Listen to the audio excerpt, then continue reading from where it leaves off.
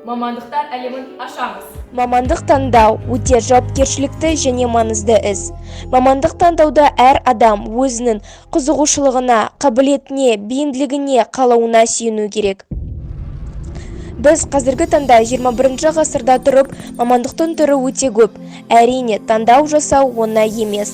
Ең бастысы адам еңбекке қабілетті, зейінді болуы қажет, және оның мамандығы өзі өскен ортаға маңызды, бағалы үлес қосатындай болуы шарт.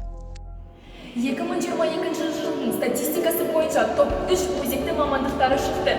Олар гендік инженерия, IT специалистер және де маркетологтар.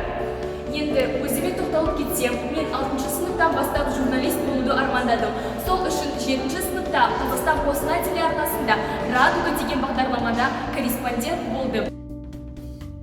Қазіргі таңда мен мақсатым ол халықаралық журналист болу, және де Қазақстандағы журналист саласын дамыту. Өз ісіне сенімді, дұрыс таңдау жасаған адам ғана жетістікке жете алады.